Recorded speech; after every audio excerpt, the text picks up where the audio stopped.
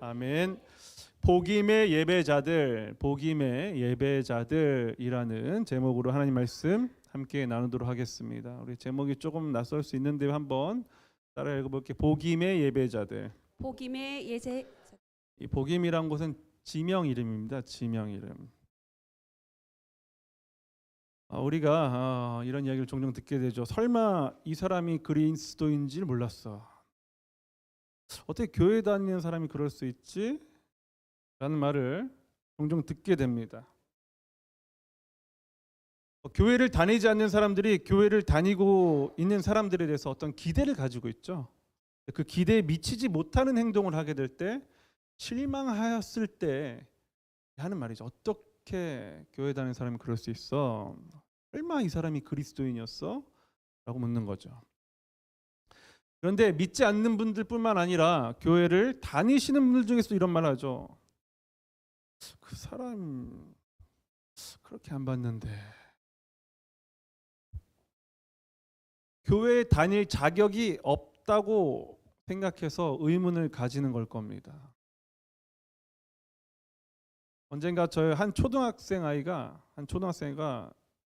저한테 실제로 이런 말을 했어요. 반 친구 중에 굉장히 마음에 안 드는 애가 있었다는 거예요. 막 이렇게 좀 있을 수 있지 않습니까, 그렇죠?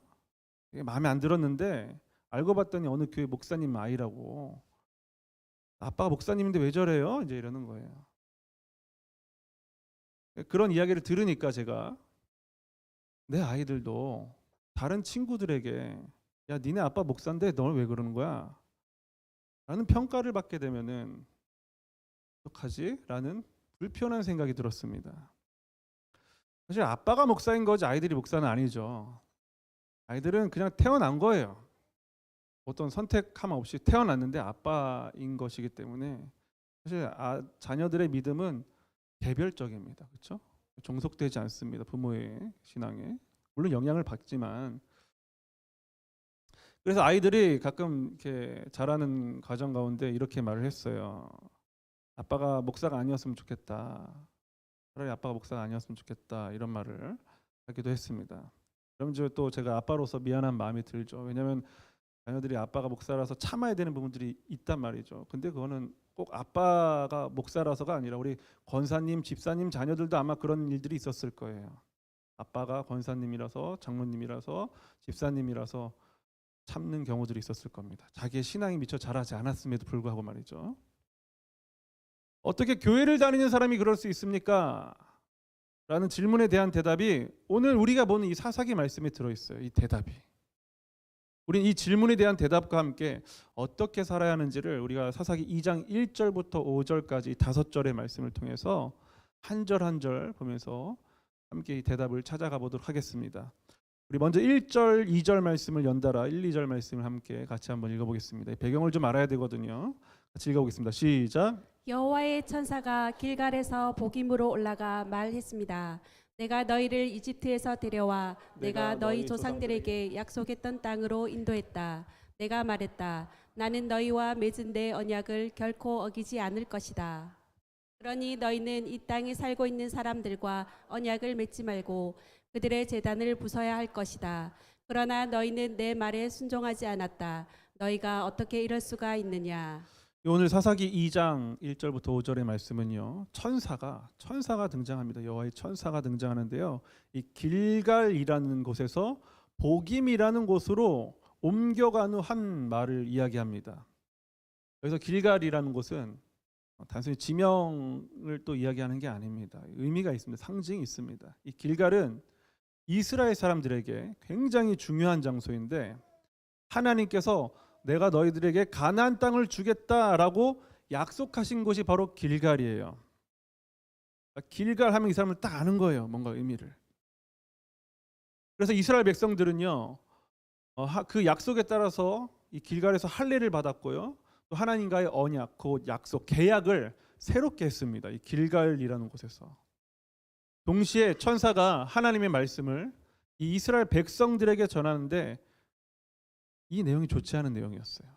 길갈에서 복임이라는 곳으로 옮겨온 천사가 이스라엘 백성에게 전한 말들이 별로 좋은 내용이 아니었어요. 뭐냐면은 하나님은 신실하게 이집트에서부터 약속했던 가나안 땅으로 인도를 하셨는데 이스라엘 백성들 너희는 하나님과의 약속을 지키지 않았다라고 평가를 내립니다.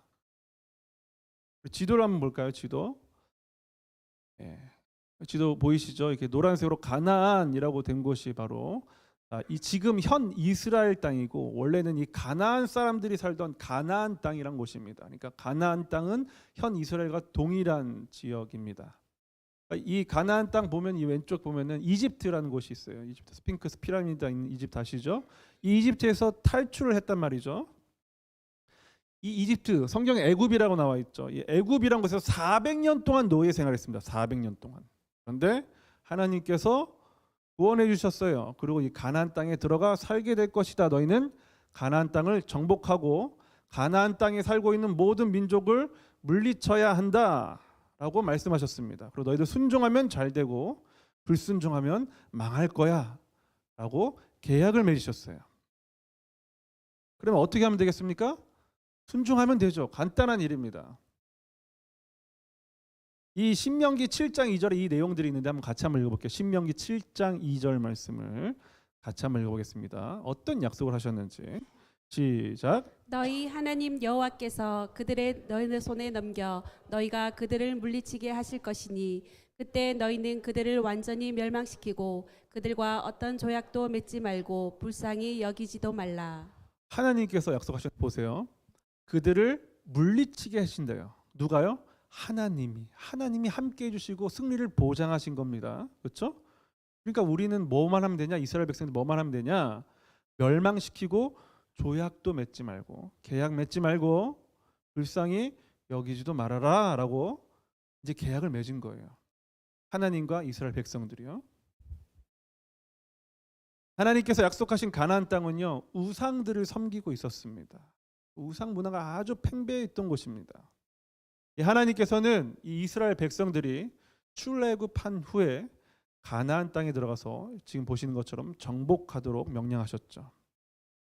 한마디로 진멸하라 이거예요. 진멸하라. 진멸하라 말은 어떤 생명도 남겨두지 말고 싹 없애라 이런 뜻입니다.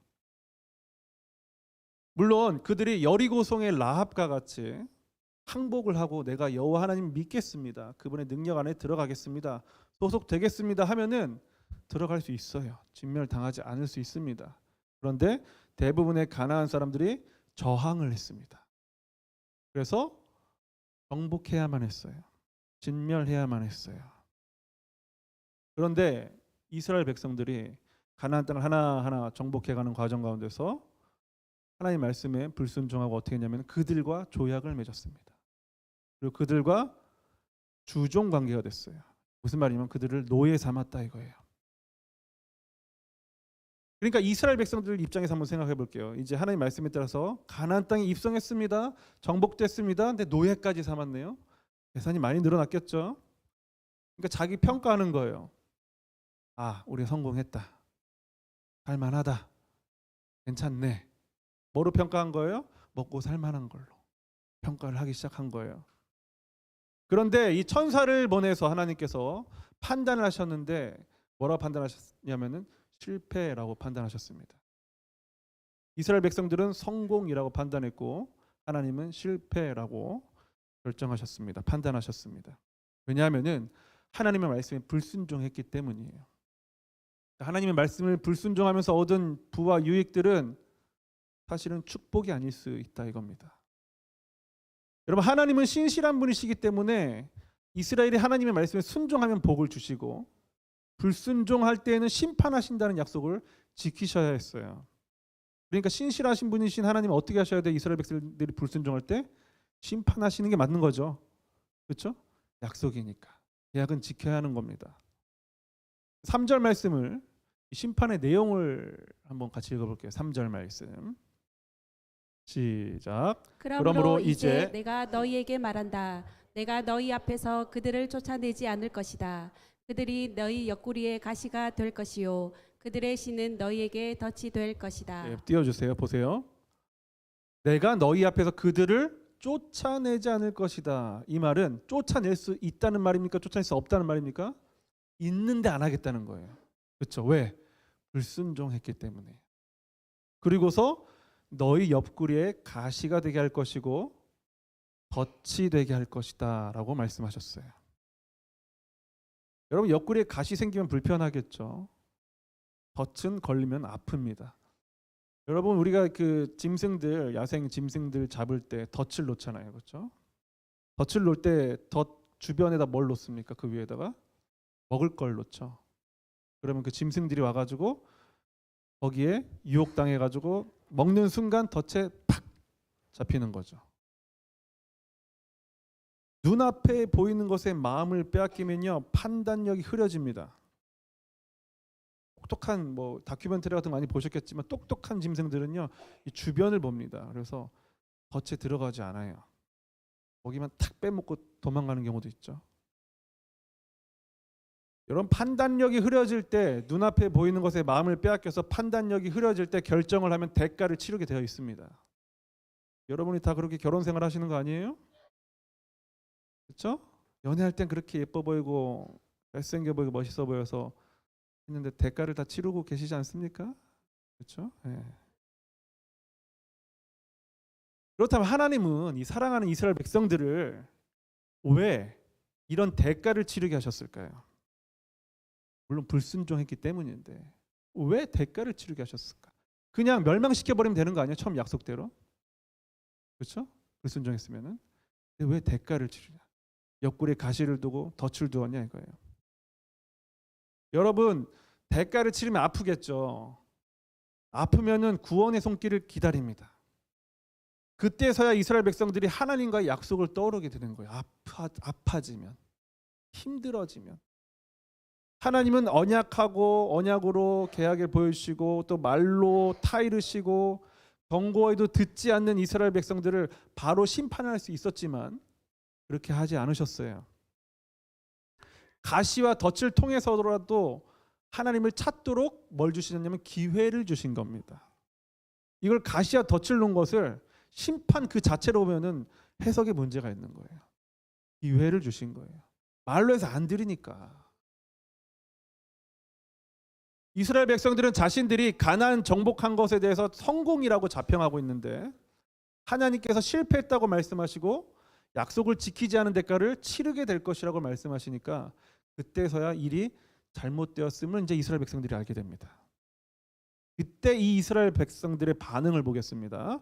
4절 5절 말씀 연달아 읽어볼게요. 이스라엘 백성들의 반응. 하나님께서 심판하신다라는 말을 들었을 때의 반응 한번 읽어볼게요. 시작. 여호와의 천사가 온 이스라엘 자손들에게 이 말을 하자 백성들이 큰 소리로 울었습니다. 그들은 그곳의 이름을 복임이라고 하고 그곳에서 여호와께 제사를 드렸습니다. 세 가지 행동을 하는데요. 말씀 그 심판의 내용을 듣고서 세 가지 행동을 하게 되는데 첫 번째 뭐냐면은 큰 소리로 울었다는 거예요. 큰 소리로 울었다는 것은 죄를 깨닫고 회개했다는 뜻입니다. 두 번째 반응이 있어요.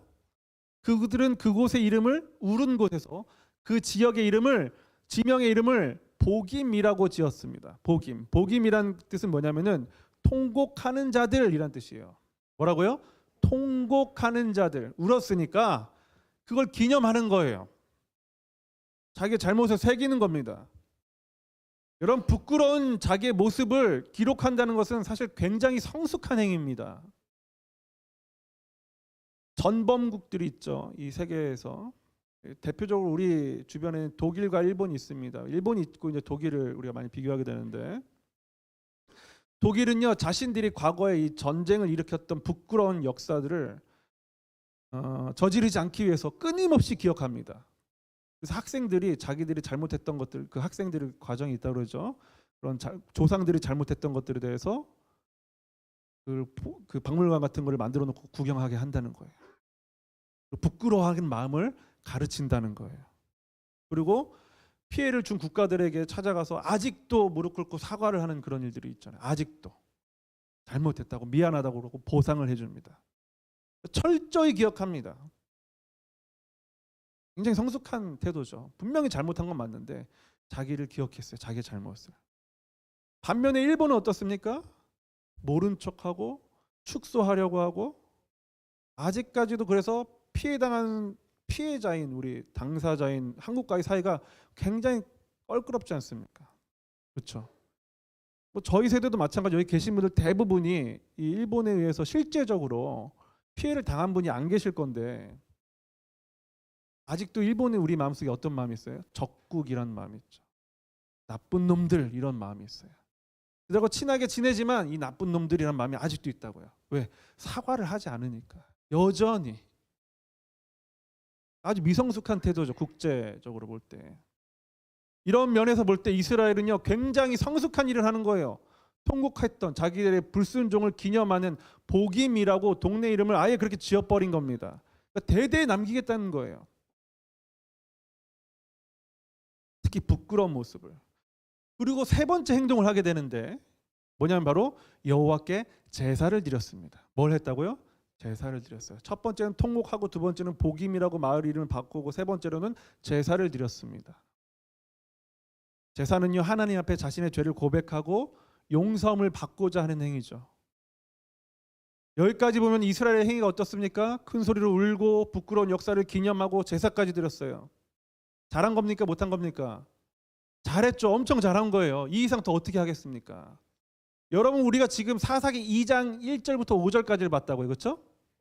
그럼 이 뒤에부터 나는 결말이 어떻게 되겠어요? 쭉 가는 이야기들이 행복하게 잘 살았더라 하는 이야기 나머지 2장부터 쭉 21장까지 이어져야 되는 거 아니에요? 그렇죠?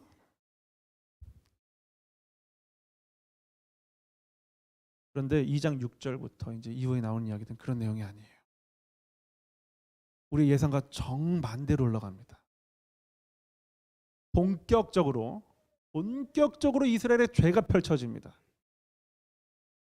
이렇게 회개를 했는데 본격적으로 제사가 이 죄가 펼쳐진다는 거예요. 여러분 이 사사기라는 책은요 사실은 미성년자 관람불가 책이에요. 애들이 보면 정신 건강에 좋지 않다고요. 왜냐하면 앞으로 펼쳐질 이야기가 어떤 이야기냐면은 아름다운 이스라엘 백성들의 순종이 아니라 가나안 문화에 흡수되어서 발생하는 찬란한 일들이 펼쳐지는데 대량 학살, 사람을 제물로 바치는 인신제사, 간통, 집단 성폭행, 잔인한 살인, 사사와 창녀의 결혼 이런 이야기들이에요. 앞으로 쭉 펼쳐질 이야기들이. 청소년들이 보면 좋지 않겠죠. 어른들이 볼 때도 아주 깨름직합니다.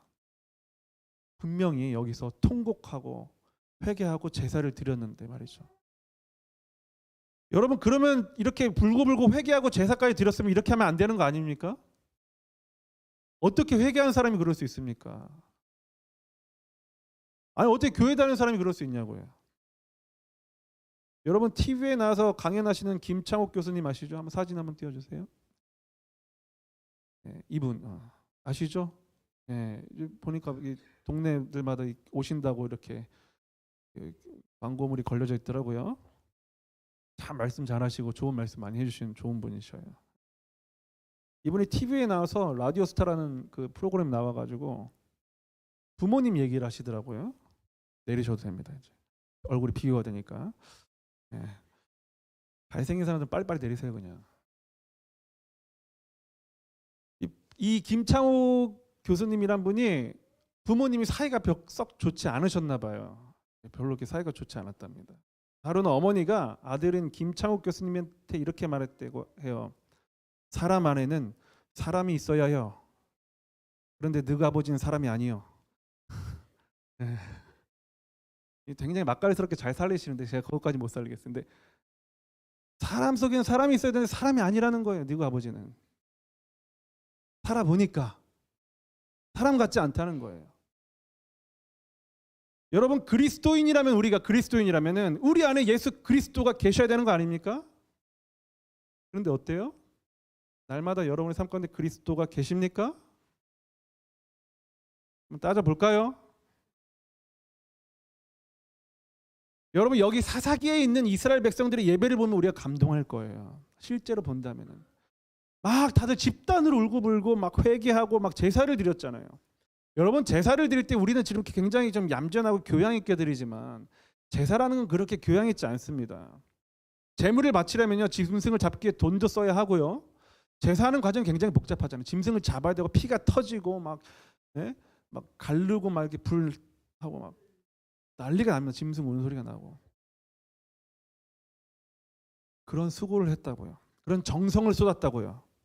그런데 그 이후의 삶이 전혀 달라지지 않았어요. 이게 저와 여러분의 모습 아닙니까? 복임에서 제사를 드렸던 저와 여러분의 모습 아니냐 이거예요. 한 발 좀 양보해 보면은 여러분은 괜찮아요.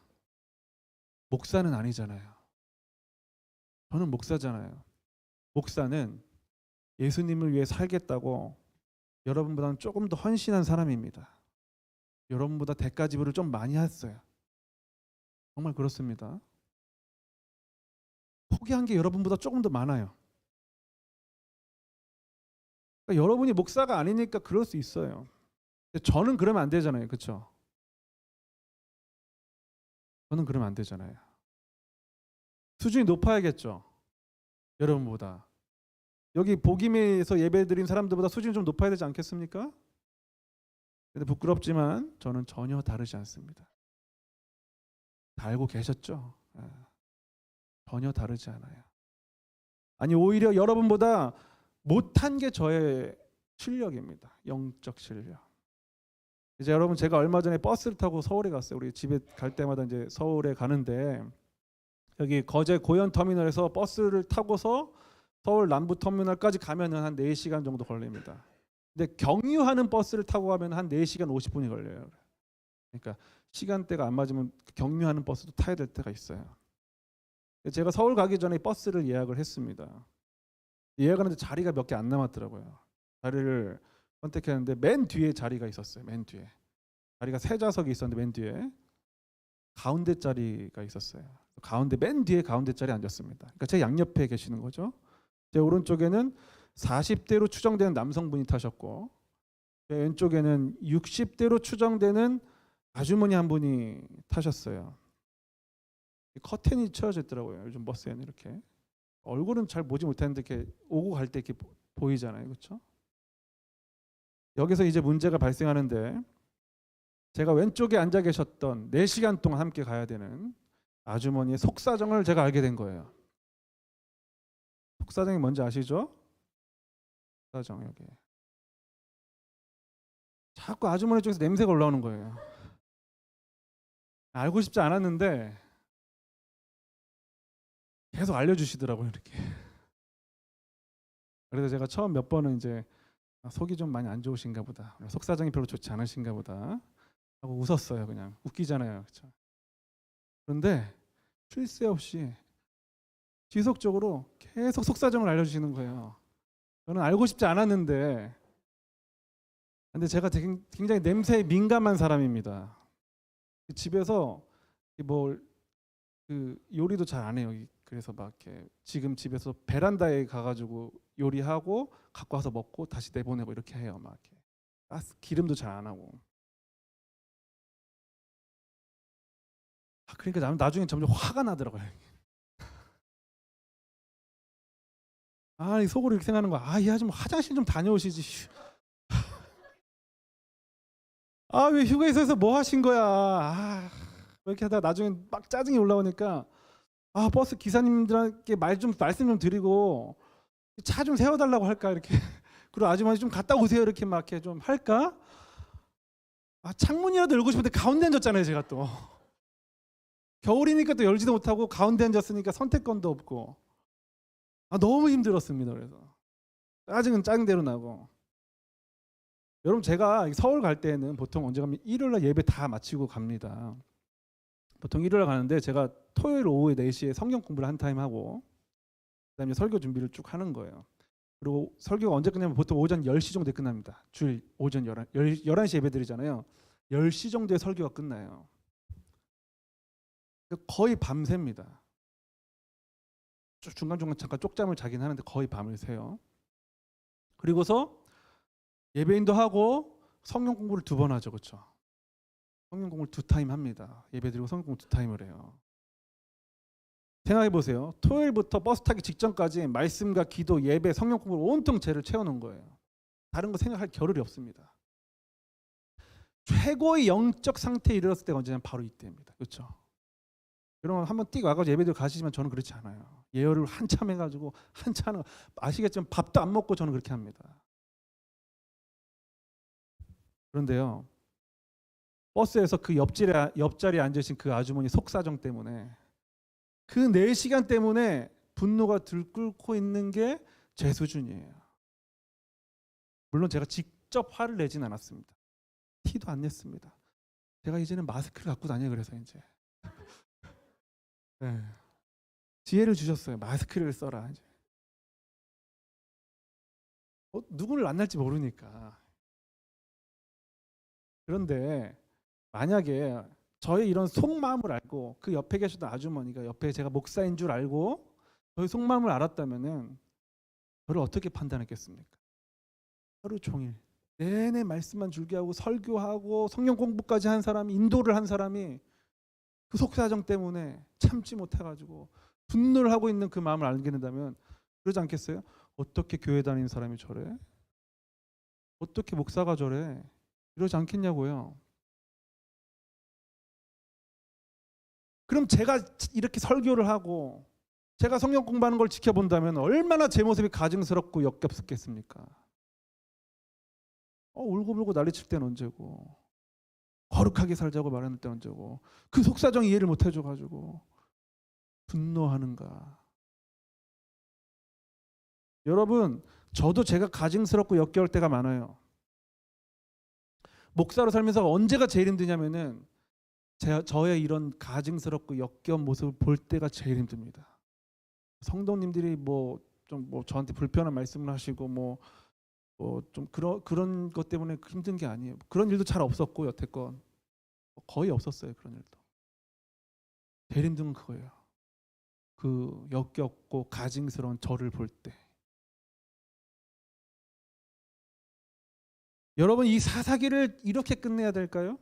이 가증스러운 것들, 역겨운 것들, 이제는 심판받아 마땅해 하고 끝내야 되는 게 사사기라는 책일까요? 그렇지 않습니다. 여러분, 사사기라는 것은 인간의 최선이란 것이, 이 복임에서 예배를 드린 이스라엘 사람들은요, 진심으로 최선을 다해서 예배를 드린 거예요. 이후의 행동 때문에 가증스러워 보일 수는 있지만 마음을 다해서 예배드린 거라니까요. 진심으로. 그런데 우리 인간의 이런 최선이 한계가 있다는 것을 알려주는 책이 바로 사사기입니다. 뭐가 있다고요? 한계가 있다. 그래서 우리가 이 사사기를 볼 때 제대로 보려면 하나의 안경이 필요합니다. 뭐냐면 바로 예수 그리스도라는 안경이 필요해요. 그렇지 않고 보면 이 사사기는 절망의 책입니다. 왜냐하면 제사를 드리고도 여전한 이스라엘, 그리고 저와 여러분에게 단번한 영원한 제사를 드리신 예수 그리스도가 있다는 것을 여러분 기억하시고 이 사사기를 보셔야 돼요. 그래서 고린도후서 5장 21절에서 이렇게 이야기하는데, 고린도후서 5장 21절 읽어볼게요. 고린도후서 5장 21절 시작. 하나님께서는 죄를 알지도 못하신 분에게 우리 대신 죄를 짊어지게 하셨습니다. 이는 우리로 그리스도 안에서 하나님의 의가 되게 하시려는 것입니다. 이는 우리로 그리스도 안에서 뭐가 된다고요? 하나님의 의, 하나님의 의로움, 하나님의 오름, 하나님의 선함이 되게 하신다고요. 누굴 통해서요? 예수 그리스도를 통해서. 우리는 복임의 예배자들이에요. 그냥 가증스럽고 역겨운 자들이라고. 옆에 보세요. 얼마나 가증스럽고 역겹습니까? 보세요 한번. 안 그런가? 선한 미소를 짓고 있지만 지금은 얼마나 가증스러워요. 역겹지 않으십니까? 그런데 예수 그리스도를 통하면 우리가 하나님의 의가 된대요. 여러분, 절대로 우리는 의로울 수 없어요. 우리 김창욱 교수님의 어머니가 보신 게 정확해요. 사람인데 사람이 들어있지 않아요. 네가 보진 사람이 아니요. 옆에 계신 보세요 한번.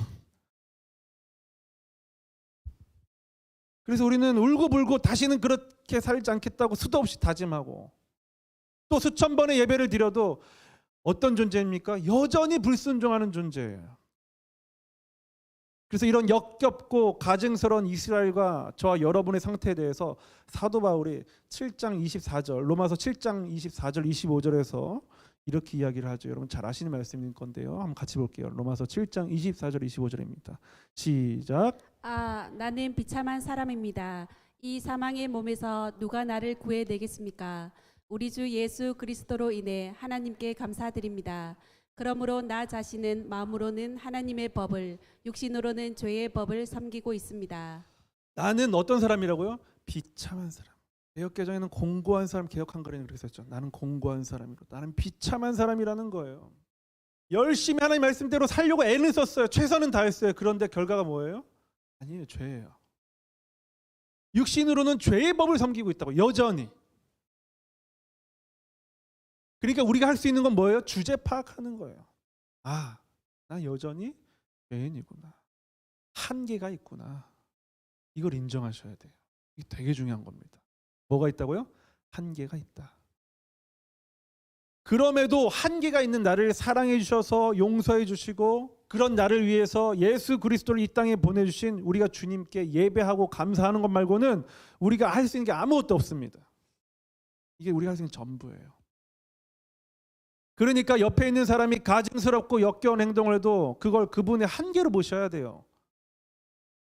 어떻게 교회 다니는 사람이 그래? 라는 거 한계를 안 보는 거잖아요.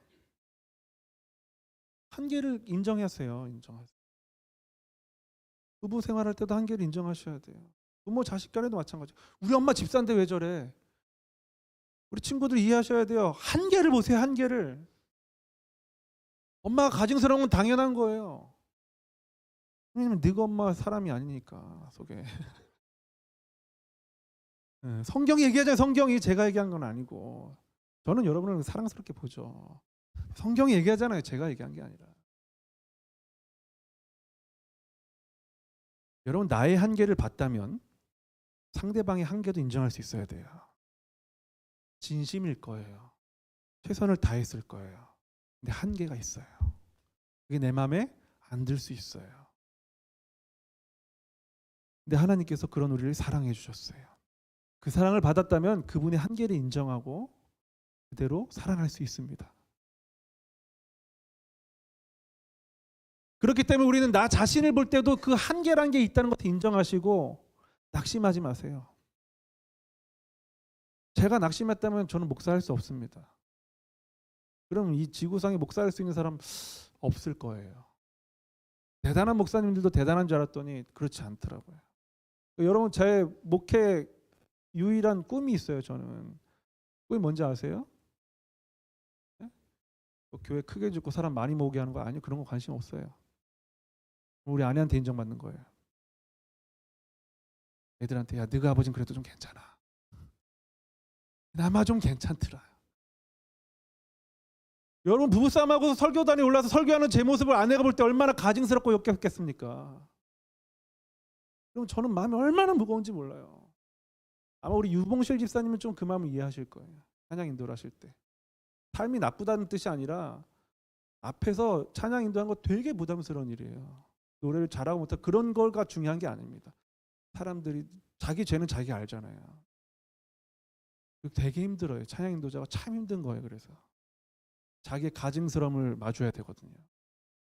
차 타고 오는 길에 부모하고 자식들하고 아내하고 싸우다가도 올 수 있어요. 저도 마찬가지고. 그래서 말했잖아요. 저는 그래서 토요일 날부터 주일까지 일체 우리 가족하고 대화를 안 한다고. 아예 그렇게 지금 거의 15년 이상을 그렇게 한 3년 싸우고 18년 살았거든요. 내년 되면 19년 되는데 15년은 말을 안 해요. 그래서 토요일하고 주일은 예배 다 끝날 때까지 모든 과정이 끝날 때까지 덜 가증스러워 보일 거 아니에요. 그래야지 그들도 은혜 받을 거 아닙니까? 네, 아멘 하지 마세요. 그런 거에.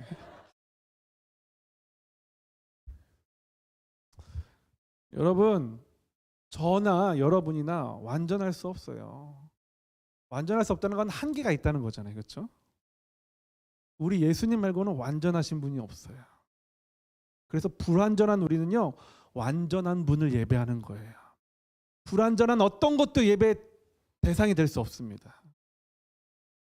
그렇게 우리는 결코 영광 받을 수 없는 존재라는 사실을 기억하시고 예수 그리스도를 통하여서 우리를 구원의 길로 인도하시며 오늘도 복임에서의 불완전한 우리들의 예배를 받으시고 역겹다고 가증스럽다고 하지 않으시고 그 자체 오늘의 최선을 받으시는 우리 하나님께 나아가는 저와 여러분 될 수 있기를 우리 구주 예수님의 이름으로 축복합니다. 우리 다 같이 자리에 일어나셔서 우리 충만 찬양합니다.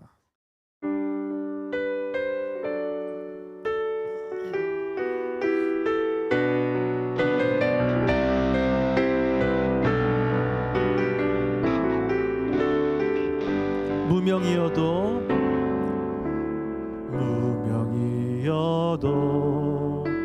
공허하지 않은 것은 예수 안에 난 만족함이라. 가난하여도 부족하지 않은 것은 예수 안에 오직 나는 부요함이라. 난 예수로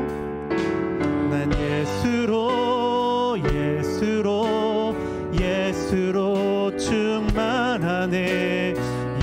모든 부럽지 않네. 난 예수로 충만하네. 영원한 왕 내 안에 살아계시네. 고난 중에도 견뎌낼 수 있는 것은 주의 계획 믿기 때문이라. 실패하여도 일어설 수 있는 것은 예수 안에 오직 나는 승리함이라. 난 예수로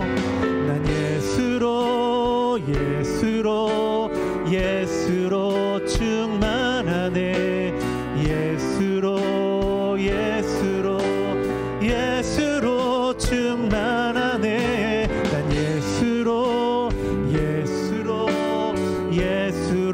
충만하네. 영원한 왕 내 안에 살아계시네. 내 몸이 약해도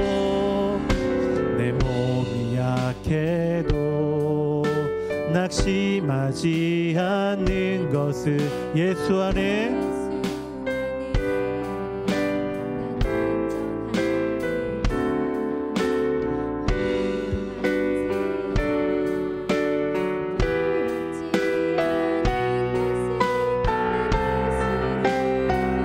예수로 충만함이라. 난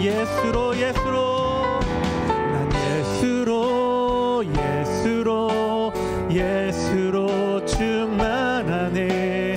삶 모든 풍파도 두렵지 않네.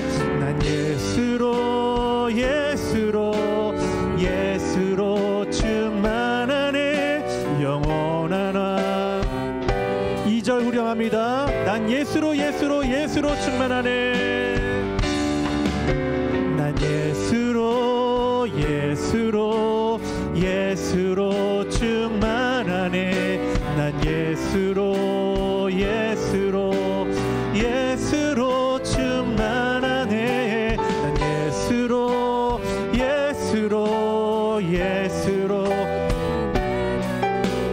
네, 마지막으로 같은 2절 한번 후렴 다시 찬양합니다. 난 예수로 충만하네. 난 예수로 충만하네. 난 예수로 충만하네. 난 예수로 충만하네. 영원한 왕 내 안에 살아계